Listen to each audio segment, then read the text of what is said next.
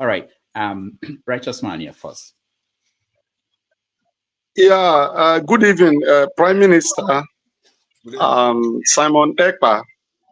I've been watching and following you for 2 years now. My question is this. How do you consider your safety as a priority? And should anything happen to you, who takes over from you? Allow Biafrans and myself to worry about my safety. I don't have any problem with my safety. Thank you, righteous man. Let's go to Ernest. Ernest, Ernest, unmute yourself.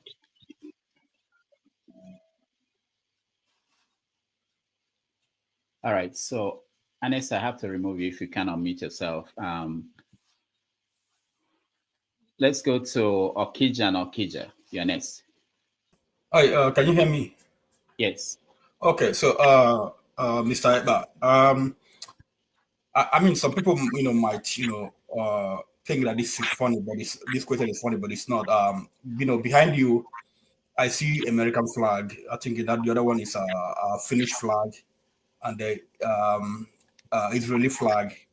And then, behind those flags, I mean, including the Biafran flag, then, behind, you, I see, the Last Supper. Just a white man, he's not even Jewish, a white man, blonde hair, blue eyes. So I don't know, is this an image of Biafra?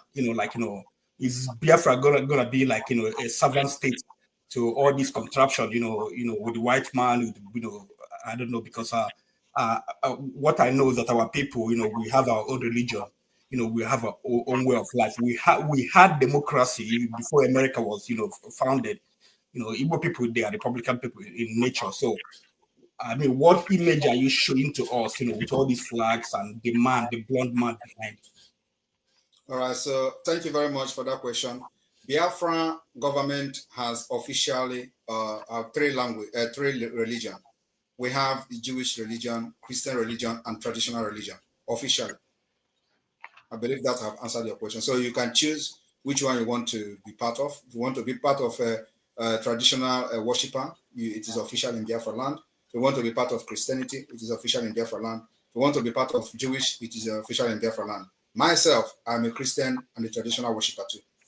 So we won't have Islamic religion in Biafra. That's what you're saying. I said official three language. Islam is not official religion. Sorry, Islam is not official religion in Biafra land. But they'll be allowed to practice. I said official. That actually answered you. Official. All right. Thank you, Okija. So on the politics over here, you're next. Prime Minister, official three language. Islam is not official religion. Sorry, Islam is not official. Something is echoing. But they'll be allowed to practice.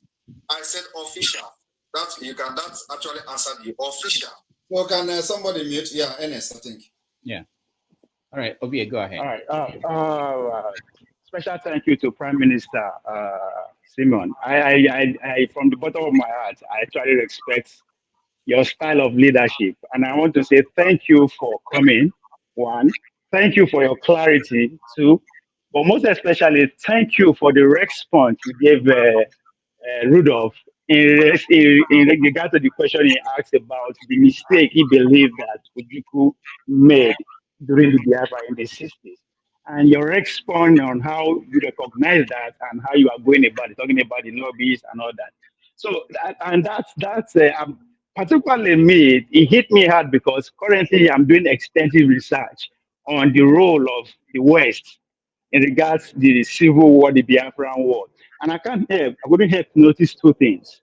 America actually supported one Nigeria over Biafra. Now, correct me if I'm wrong, supported one Nigeria over Biafra based on two things. One, they were scared that if Biafran actually got their sovereignty, they might decide to lean towards the Soviet Union. You remember, it was at the middle of the Cold War in the 60s. That's one. Two, another concern of them is that if they allowed that to actually, the Biafra to actually get their sovereignty, a man become the norm within the sub-Saharan region or indeed the whole continent, and that would be too much for them to deal with at that time. So that's why they fully supported. But events that is happening today is as the same as what happened in the 60s, but in this time take a different face, which is China in disguise of BRICS. Why, of course, the still almighty United States. And I noticed that I don't know if I can be heard. I noticed that you are happy that Donald Trump won. So I'm curious, in order to avoid the mistake that the Duro believe that Ijuku make in the 60s, is that why you are in total recognition of Donald Trump coming and the supremacy of America? Or and what do you believe that Tinubu-led administration, which has more to bargain with? I don't know if my I don't know, Rudolph, can I answer him? Yeah, go ahead. First of all, I would like to say that Ove is a very good friend of mine before. So, and he knows me very well before, not now. So I thank him for the acknowledgement. But if anybody knows me, Agbaje knows me very well. I don't know whether he has told you that. Yes. All right.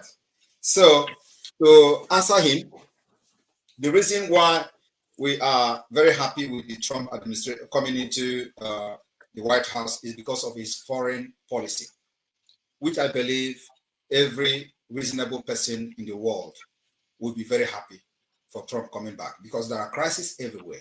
There are wars everywhere, which are actually avoidable. So, and we believe that Trump foreign policy will fix those issues, because sometimes you need some kind of radical leaders to make things done. And Trump is one of those radical leaders that will change things, will change the paradigm in the entire globe. So on the issue of whether it is whether Trump is going to support Biafra, or whether what you asked about during Ojoko time and all that, the reason why we are doing what we are doing today is that that mistake I explained before. We are now in Washington, D.C., heavily present in Washington, D.C. I have met with number of congressmen. I have met with number of think tank group. I have met with policymakers, including past White House, members of the government of the United States, past members of the government of the United States, and all that. I have met a lot of them. And what we are doing today is to educate them, because Nigeria, they supported in those days, has become a failed state.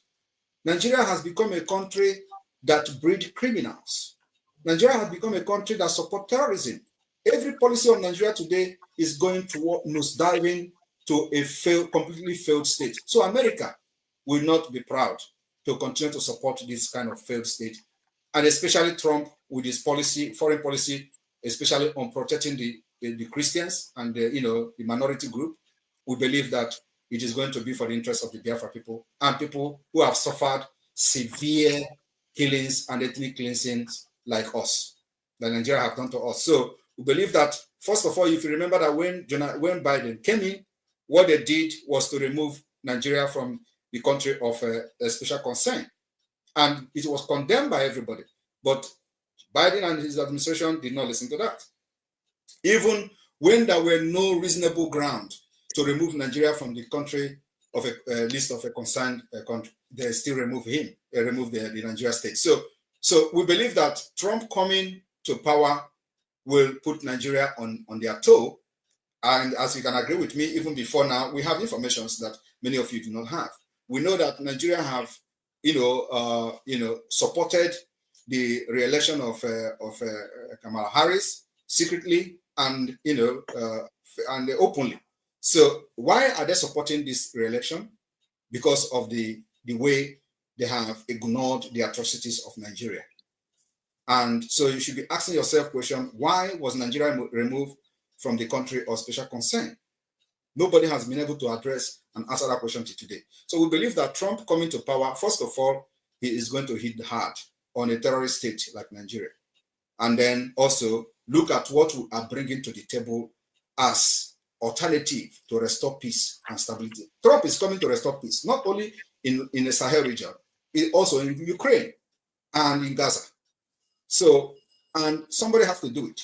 So we are bringing this particular solution, alternative to what they have on ground. And that alternative and solution is Biafra as an independent state.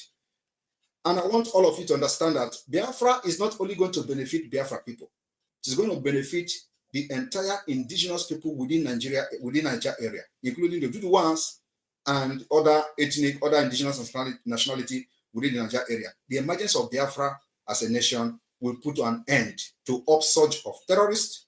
It will disintegrate the interest of the terrorists while they are coming to Sahel. It will also cut ties immediately. Just that Biafra has been recognized, only the pronouncement will make the entire region calm, because the terrorists will start fleeing. Why would they be fleeing? They will be fleeing because their only interest is to capture Biafra territory, which is the majority Christian-dominated area today in the entire Sahel region. I don't know whether you're aware of that.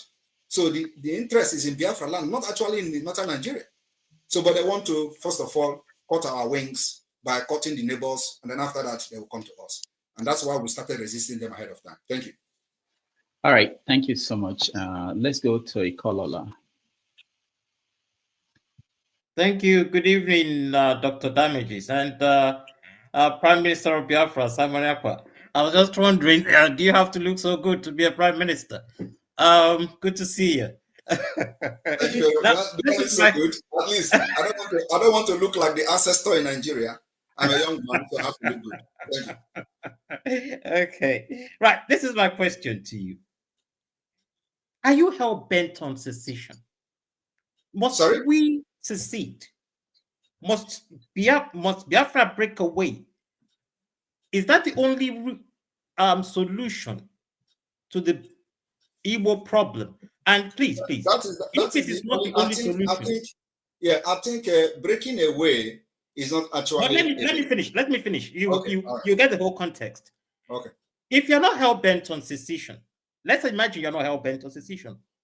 What do you really want to see that the Nigerian element puts into place before you say, okay, then this is a pathway to unity? That is, if you're not hell-bent on secession. Did you get my question, sir? Yeah. Okay. Now let me answer you. With all due respect, this is not the time for us to contemplate on whether there is a solution for us to remain one or not. This issue of whether we are going to remain one is something that we cannot revisit again, because the agenda of the Nigeria state is not for developmental purposes, is not to help the people, the citizens of Nigeria, is not to bring any innovative ideas, is not to build infrastructure, to bring security, to build road, give hospital, schools. No. So it is only one agenda, which is the most important thing to them, is the Islamic agenda. And you will agree with me that since 1989, after what we call Abuja Declaration. What was Abuja Declaration? Abuja Declaration was the gathering of Islamic scholars, Islamic countries in Abuja, where the decision was made that the only thing they have to do is not to pursue development in any region within the Sahel region, but also to install all Muslims in different position and strategic position for the Islamization of that region. So that particular implementation of the Abuja 1989 Declaration is already 90%, if not 100. And that's why for the very first time in the history of Nigeria, you have a Muslim ticket. And people did not see anything wrong with that.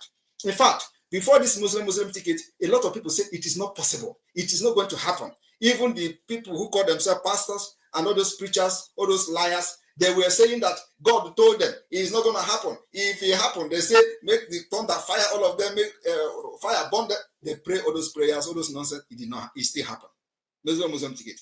It is called the implementation of Abuja Declaration 1989. And I want people in Nigeria to go and read Abuja Declaration. They have altered those content, the content of the declaration, but everybody who knows it knows the content was to install Muslims in all strategic position for the Islamization of the entire region.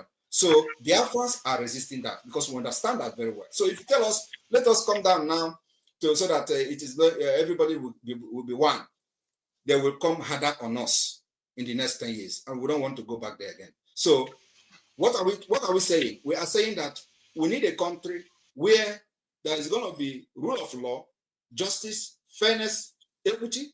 We need a country where our women will go to hospital without paying money, the doctor will attend to them. We want a country where our students will go to school and nobody will kidnap them. We want a country where we are going to have good road, transportation, good social amenity, and possibly provide social security for our people. It may also interest you that as a government in exile today, we have the strongest national identity card. As a government in exile, the only country that will compete with us today is South Africa. The security we have in our national ID card. And it is European standard. It will be unveiled and issued to applicant first time ever during our convention in Finland. That's how far, that's the kind of quality of life we want to give our people. Nigeria don't have it. No other country have it in Africa except South Africa. And we have contracted the best security company in Europe to do this. So we are laying example. We want a country where our citizens can travel visa-free because we have what it takes. The Europeans need us more than we need them. America needs us more than we need them. So we need to have the kind of agreement where our citizens of Biafra can travel without anybody using telescope to look their passport. No, we want that our people will be respected in any point of entry in any part of the world. That is the kind of, Nigeria can never provide that for you, and you know that. So thank you very much.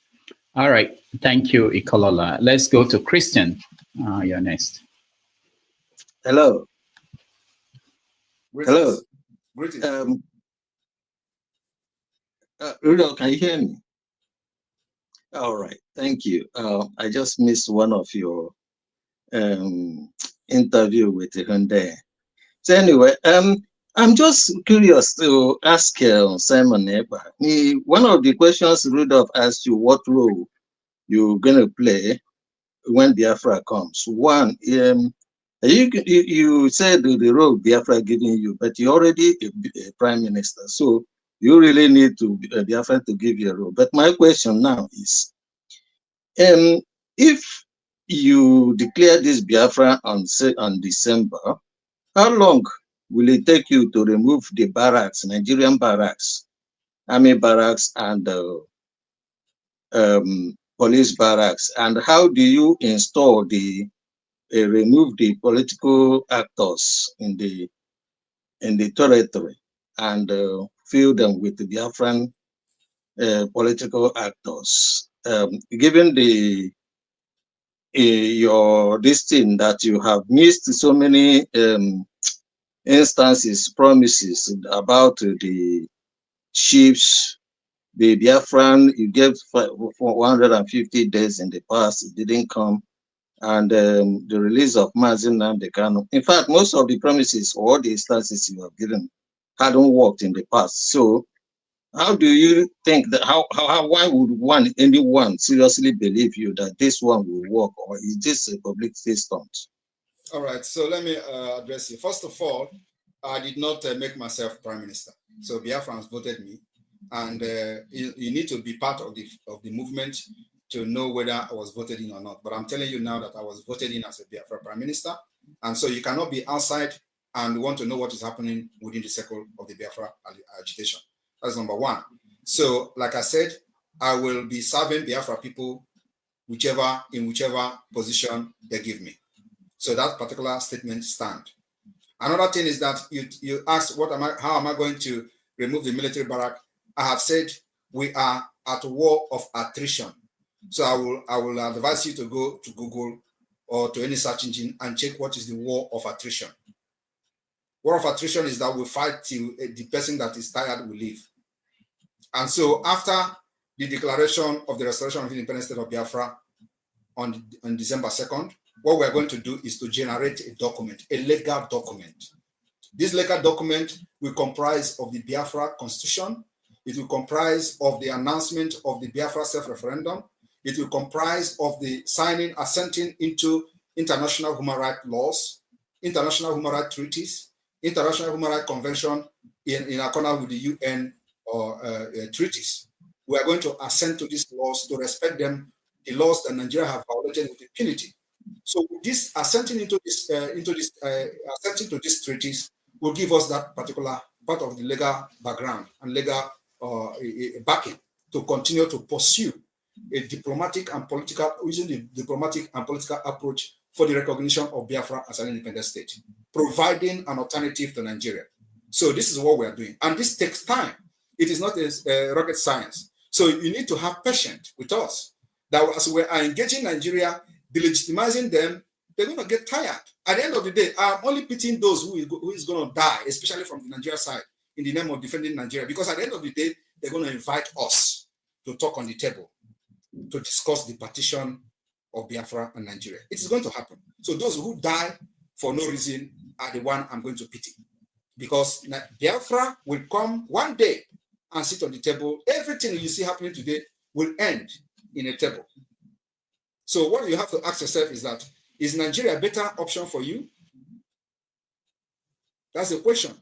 Do you enjoy Nigeria? Do you want this particular Islamic state that is happening today? What? Where I'm recruiting Not that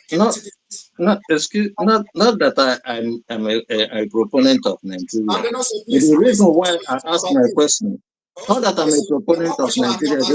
Let me address one of the questions. You said about 150 days, that all the promises I made, none of them has happened.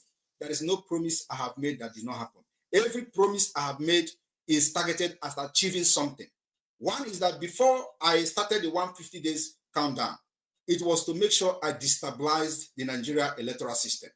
Because many of you were saying that Obi is going to win. And I was telling you people that Obi was not fighting to become a president of Nigeria. Obi was only installed by the British Empire in order to destabilize the Biafra agitation, just like they kidnapped Nnamdi Kanu. That was the work of Obi. Today, are you going to be saying you are proud of Obi? Obi that is congratulating Gowon? If you are proud of him, then it means something is wrong with you. So now I'm telling you that the 150 days was targeted at destabilizing the election, which we did. We succeeded. Over 50 to 25 million people that registered, 20 million did not vote for Biafra. And so it is for the interest of the Biafra people that we counted 150 days. And you know that then everywhere was like, but of course, many of you do not understand because you are not in the struggle. You think that after 150 days, I'm going to declare Biafra without a government structure? You think I'm going to declare Biafra without having our representative at the Washington, D.C.? Because the Biafra is not going to come from Nigeria. Biafra is coming from abroad. The people that will help us to restore our independence are not in Nigeria. They are not in Africa. They are here where I am.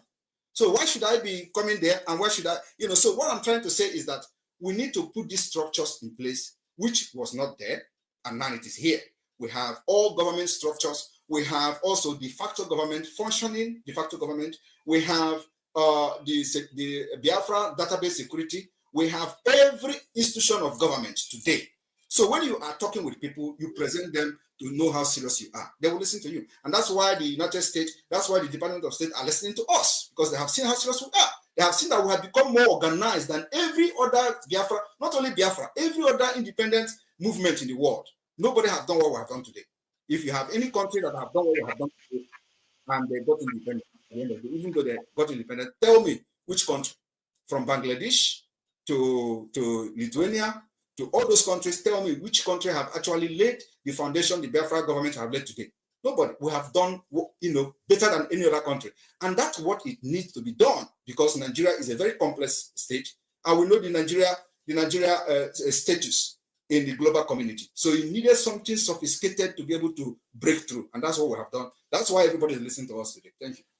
All right. Thank you so much, Christian. Let me ask a question from the comment section. I do get questions from here.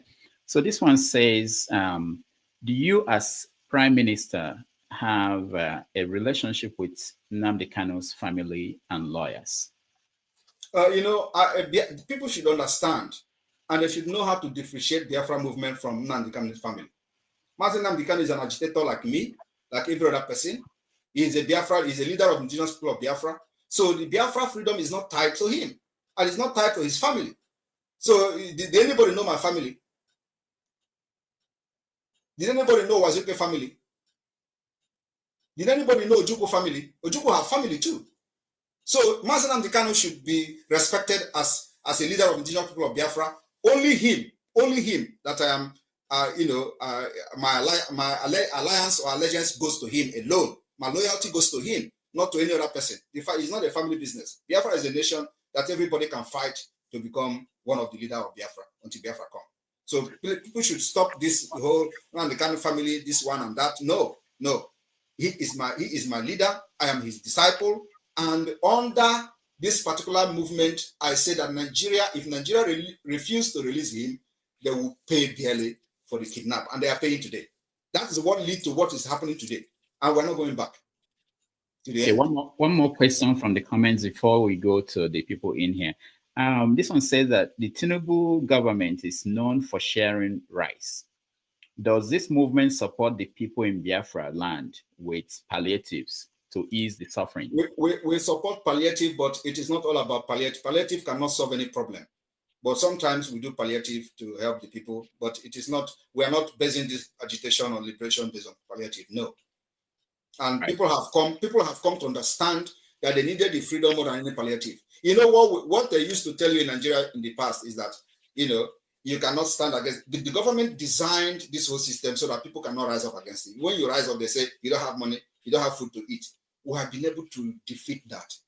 Who can believe that Biafra will lock their shops? Nobody will believe. But today, they are doing it because they have come to understand the importance of freedom, that they need freedom more than anything. So it is not about palliative, but whether we do palliative, yes, we do. All right, Henry, you're next. Yeah, good evening, Mr. Rudolph, and good evening, Prime Minister Samuel Ekpan. Yeah, let me go first on this. From the beginning, I supported Nnamdi Kanu, even though I'm not a Biafran. I support this movement because it was before it was talking about one Nigeria then. Before Nigeria turned against it, Nigeria was not favoring its people. Then it changed to be it changed to be to fight for Biafra. So it's unfortunate they went to kidnapping from Kenya. They bring it back to Nigeria. My problem is, do you believe some of those people in the Igbo are not against Nnamdi Kanu still being in prison now? Because I see no reason why they keep him there, because there's no crime be committed. The government could not charge him to say this is your crime, prosecute him. They still put him there for how many years now? So what you don't think some of these Indian Igbo they are against him? You don't think this? And secondly, I will not be happy when I see people, some videos I see to sit at home. Those people who are beating or I don't know what, I will not use that word here. Those who are aggressive to these people don't close their shop in Biafra land. Is it proper like that? Is it by force to close your shop, or you have to be free? They should be free to choose what they want to do. Is it not wrong to force people to close their shop? That's my question. All right. So nobody is forcing anybody to close shop in Biafra land. Biafra are closing their shop willingly. And if you can also share the video of them responding to Soludo, not just the video of Nigeria agent trying to blackmail what we're doing. Share the video of the Biafra business people, traders responding to Soludo. That is the video you should be addressing. Because there are many videos where people are telling Soludo, come and drag us out of our house now. Why are you not addressing that? That is the real Biafrans, not those that Nigeria hired in order to blackmail me, thinking that when they start beating people in the market, I'm going to run away. No, we know those games. You should be addressing when Biafrans are talking. Biafrans are those who were making video telling Soludo to come with a trailer of key to lock their shops. Those are Biafrans. They are sitting at home willingly because they understand the fight we're fighting. It's just like many of you understand the fight, but the only thing is that you are too little-livered to do what Biafrans are doing today. So when they are doing it, you are concerned. Why are you not worried about people that have been killed in other part of Nigeria? Why is Biafra more interested to you when people are not actually getting killed? Even if those who come to blackmail us by hitting people with a stick and all that, is that more cruel to the people that are getting killed in all over part of Nigeria? Why are you not worried about them? Or are they not Nigerians? There are people who give birth to IDP in IDP camp in Benue State, and their children are 19 years old now, living inside IDP state, which means they have been living in IDP camp for more than 19 years. And there is no plan of them going back to their ancestral land. This should be your concern, not Biafra people sitting at home. No, sorry, Rudolph, sorry. Rudolph, sorry, please.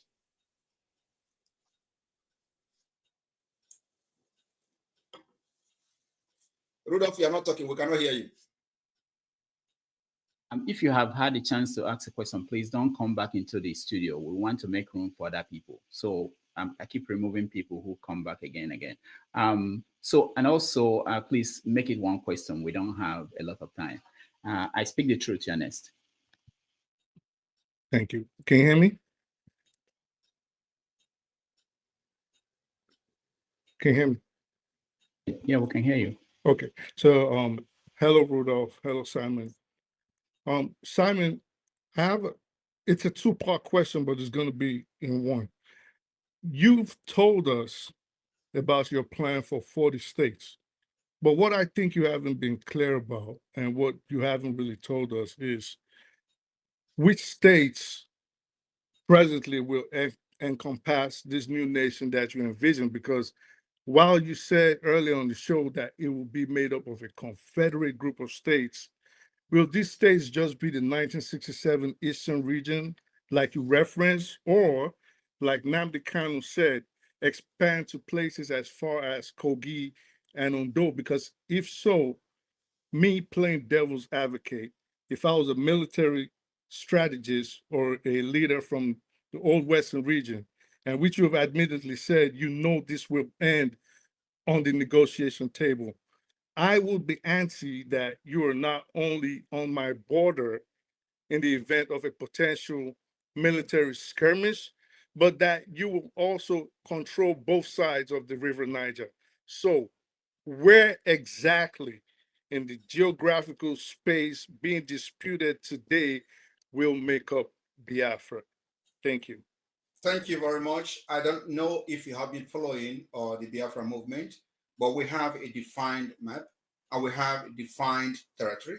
So if you are confused about where is the Biafra territory today, I will urge you to visit the Biafra government website, where you have the current map of Biafra. That those maps were done by people, the indigenous people in those areas, not Simon Ekman. So the people that make those maps are the people, the indigenous people of those lands. It is not by Simon Ekpa. So if you are disputing the map or you don't want to be part of Biafra, then you have one vote. You have one vote to say, no, I don't want to be part of Biafra. And in a democratic system, it is always majority carries the vote. So like I said, and I have said to every other person, if you can bring somebody or a group of people or millions of people to outnumber 50 million so far, you win the vote. Thank you. I speak the truth. Let's go to man of prestige. Yeah, greeting everybody. And greeting to have you here, Simon Ekpa. Let me start with my statement to your question. I think it's an illusion for you to have this idea that Trump is going to come and liberate a Biafra. Trump is a neo-isolationist. He doesn't care about Africans. So let me just, I live in America, California, to be precisely. You are just riding on an illusion. That's not going to happen from Trump. He doesn't care about Africa. So that's one. But whatever your ideology of trying to actualize Biafra, whether it's going to come to fruition or not, that's debatable. So I'm not here to contend on that. But my main focus is the mayhem you are causing to the Southeast. I mean, how are you going to actualize Biafra when you finish killing the Biafran people already? So what country are you going to have? That's my question. You have not joined them. You have not been killed. So I think when you are gone, Biafra will come. Number one. Number two is that you are not part of a Trump team. You are not personal advisor to Trump. And I didn't say that Trump is going to give us Biafra. So don't come here and say something that is not right. Trump is the president of the United States. there are people that influences his foreign policies. These are the people I am engaging. The Department of State influences the Trump foreign policy. The Congress influences Trump policy. The CIA intelligence agencies influences foreign policy. These are the people I'm engaging. I'm not engaging Trump. Thank you. Thank you, man of prestige. Let's go to Alwin Bond. I used to know your name. You changed your name. Yeah, thank you. Hey, Dr. Damages. How are you? Good evening to you. My Prime Minister, Simon Ekpa. Good evening to you. And I would like to say, may God continue to bless you. I am the Okene of Biafra because my mom is from Aba State. She's an Angwa woman. I would like to ask you this, my Prime Minister. Are you the first Prime Minister to organize or invoke a republic in exile? Thank you. Thank you very much. I am not the first Prime Minister of a government in exile, and there are many countries that have regained their independence or restored their independence or sovereign state through a government in exile. So the only thing is that what we are doing today is very different somehow, because a country like Nigeria needed a very drastic measures that we are using. And that's why we adopt this 4 different approach, which is the political approach, diplomatic approach, the armed struggle approach in the self-defense, and the civil disobedience approach. So we are fighting Nigeria from all angles. Thank you. Thank you. And let's go to electricity. Yeah, thank you. Thank you, Dr. Man. Good evening, Simon. Mine is just clarification. It's a follow-up to, can you hear me? Yeah, we can hear you. Yeah, it's a follow-up to Okija question. You referenced 3 religions officially recognized in Biafra state. You live in Finland, and Finland's constitution guarantees freedom of religion and freedom of conscience. 0.4% of the population have official membership. Is it the case that they will practice Islam in Biafra if it ever happens, but will not be officially recognized?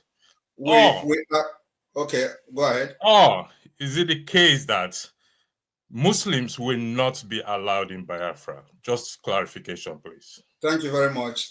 We are going to sign into law the United Nations Treaty that protects every person, both religious person, both minority group. So those laws will be signed sent into law in our local law constitution, and it will be respected. So, but what I'm telling you is that the official religion remain Christianity, Jewish, and traditional religion. This is the official that we have in Biafra territory. And just like you go to Saudi Arabia today, you don't go there to question the laws while they are very hostile to some certain religion and all that. So we are going to have that in Biafra land, but we are going to respect international law, especially the UN Treaty on the protection of human rights. Thank you. All right. Thank you. Paul, you are next. Thank you. Thank you so much, Mr. Rudolph. Can you hear me? Yes. Okay. Mr. Rudolph, good evening, sir.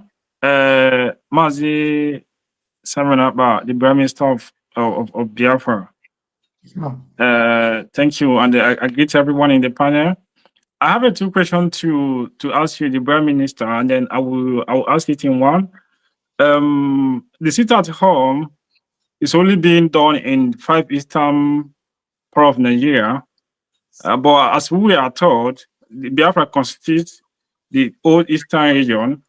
So the people from River State, the people from Delta, the people from Calabar, they are not doing sit at home. The people from Kogis, they are not doing sit at home. So I want to know why those people are not doing sit at home. Is it only Igbo people that is Biafra, or I mean, I want you to clarify that. And then the second question I want to ask you. I was listening to you. You made mention of the leader of indigenous people of Biafra, Nnamdi Kanu, is to call yourself his disciple. I want to know, wouldn't that be so much disrespectful to him when he eventually come out tomorrow?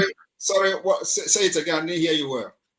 Okay, I say you made mention that, like, I mean, that you are still loyal to him, that you are still his disciple. Yes. So I want to ask you, wouldn't that be so much disrespectful to him if he eventually come out tomorrow? And then, I mean, because like the government in Israel, I think, is quite different from the group he's leading. So I want you also to classify me the difference between IPOB and the government in Israel. Thank you so much. Thank you very much. Let me ask you a question. Is Nnamdi Kanu agitating for a group or for a country? Nnamdi Kanu is agitating for the restoration of Biafra. Which what am I agitating for? You're also agitating for an sovereign independent state of Biafra. So, and you think Nnamdi Kanu will come out and be interested in agitating to restore IPOB as a group? Or so, as a country? when Nnamdi Kanu come out, who is going to be a leader? It is not about who is going to be a leader. I think he's going to be very, very proud of how far we have gone, because his admiration, his aspiration and dream did not die. So as a leader that he is, he already is coming with Biafra. I told people that Nnamdi Kanu will come out in a historic way. Biafra will be the restoration of Biafra. Listen, let me answer you. The restoration of Biafra will be declared, and the document will be generated. Nnamdi Kanu said severally, when he was being asked, when are you going to declare Biafra? He said, people of Biafra have not given him mandate. He was asked again by this Rudolph here that when is he going to start engaging the United States? He responded, which the video I watched in the beginning of this program. He responded that the people have not sent him to go to the United States. Well, right, Rudolph, if I'm wrong, that was what he said here. So here today, the people of Biafra have given me mandate and given the Biafra government mandate, and he's part of it. So if he come and distance himself, that's a different thing. But for the fact that he's fighting for Biafra, and because of Biafra, he's being incarcerated, I believe he should be proud of how far we have got today within 2 years. Within 2 years, we have been to that America under the mandate of the Biafra people, 50 million people of Biafra given to us. Where for the past 8 years, or before it was that granted that interview, I don't know which year was that, but at least he said that the Biafra people have not given him the mandate. And that was the early stage. So today, over 50 million has given us the mandate. And that's why we are engaging the United States officially. That's why we're having this convention officially. That's why dignitaries from around the world will come to Finland for this part. If you don't know that, you know it now. That are going to be dignitaries, they're going to be policymakers that will come to this convention, and it's going to be live. So everybody will see them and know who they are. Okay. All right. Let's go to Tone, you're next. Yeah, good evening, Mr. Ekpa. Right.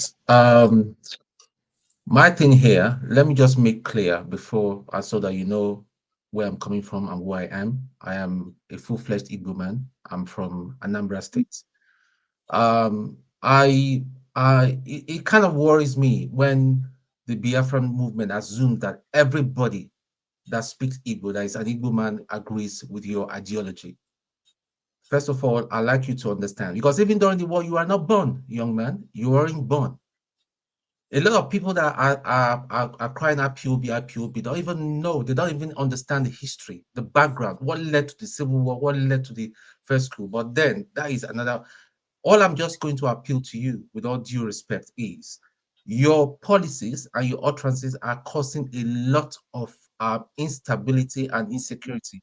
People, we have seen videos, and you're denying it, that it's the zoo and all that, blah, blah, blah, blah, blah. Your directives are causing people to be attacked.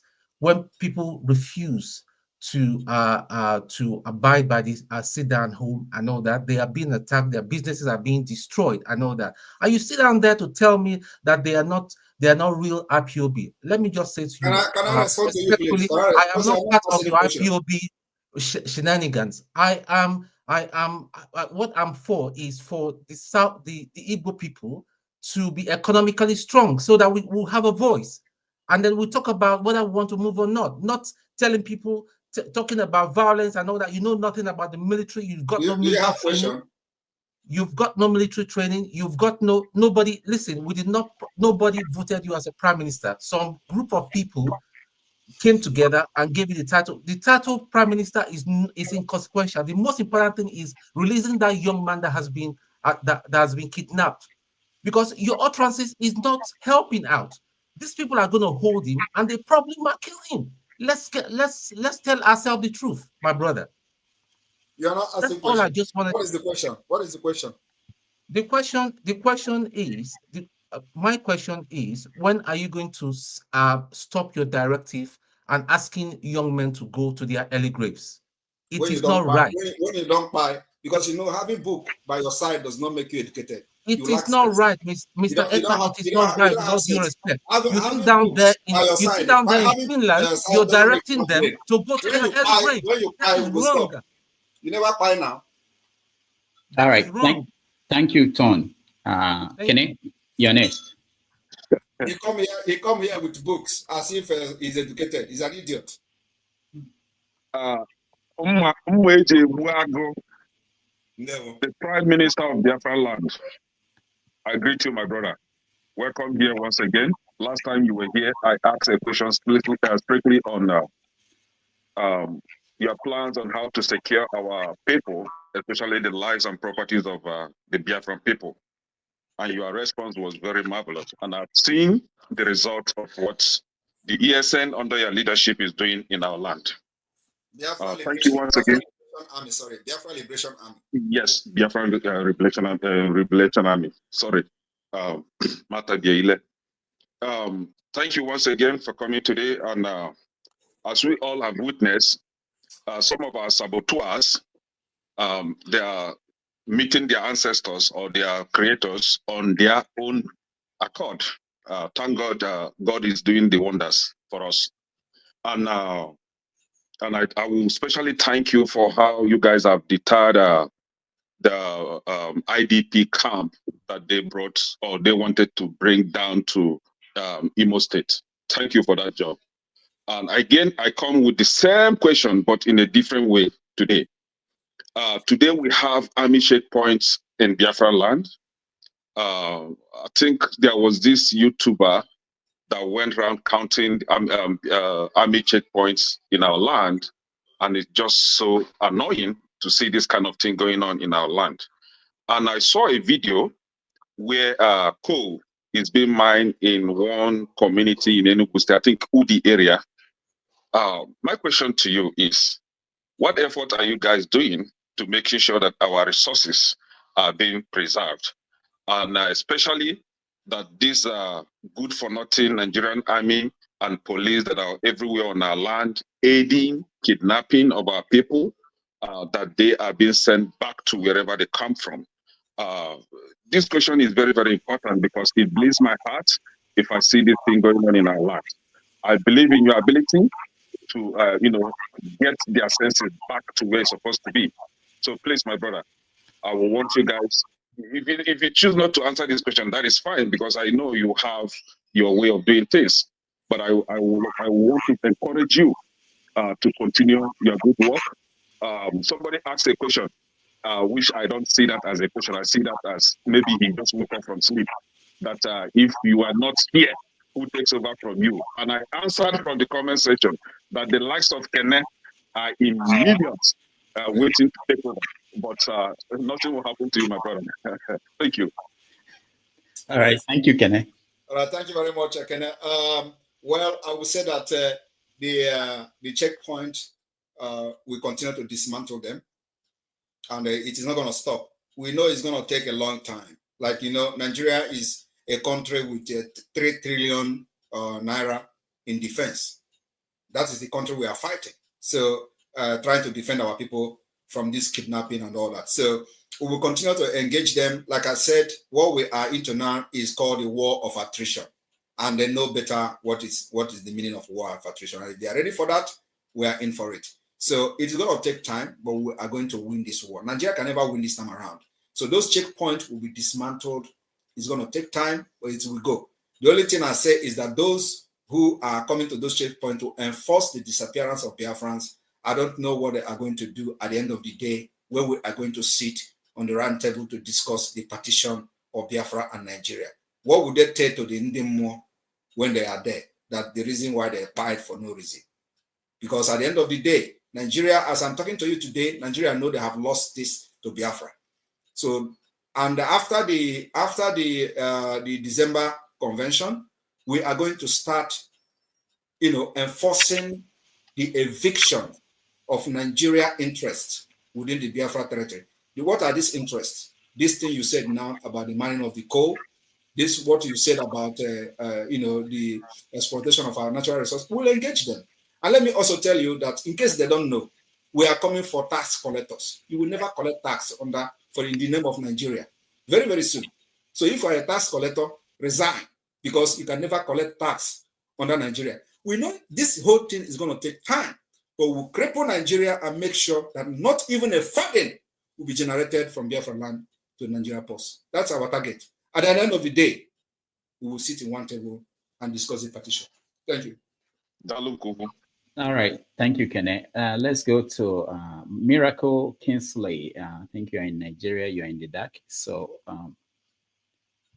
go on. Kinsley, can you hear me? All right. I don't think he can. So let's go to Ngozika. Ngozika, can you hear me? Kinsley, you have to mute yourself if you can hear me.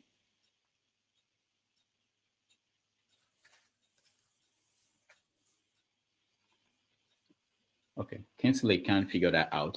For now, let's go to iconography. You're next. Okay, can you hear me? Yeah, go ahead. All right.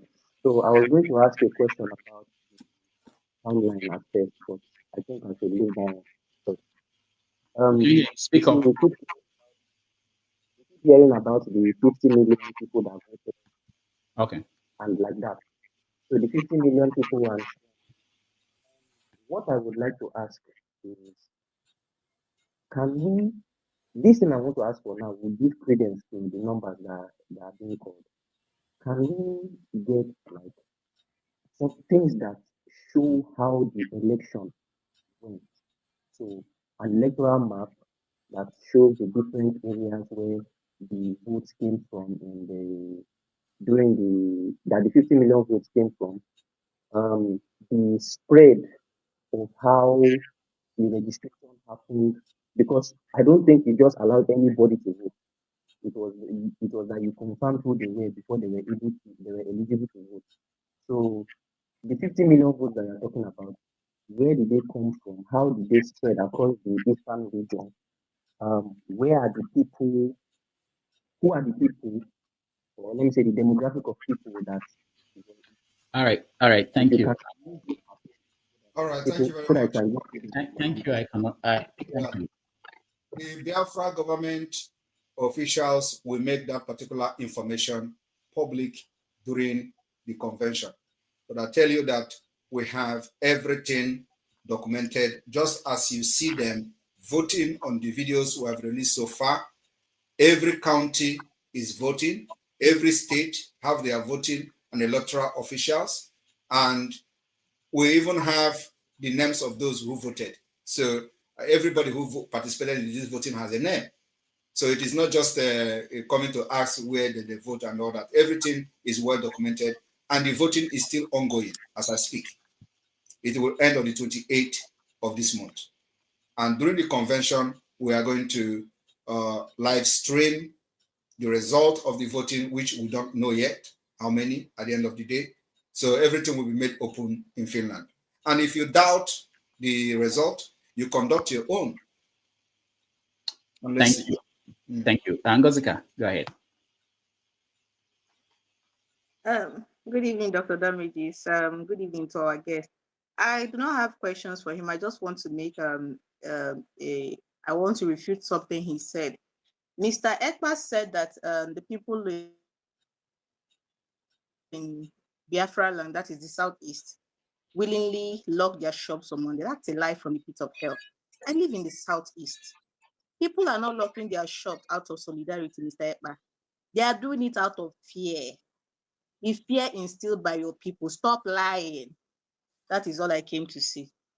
Okay, I don't know who is lying. I am not there, but I have seen videos of people challenging Soludo that he should come and drag them out of their houses. So you are just one person there who is a one Nigeria. So it's a normal thing for you to come here and talk. But we have seen videos of Biafrans that are business people who are actually closing their shops and they are challenging the governor to come and drag them out.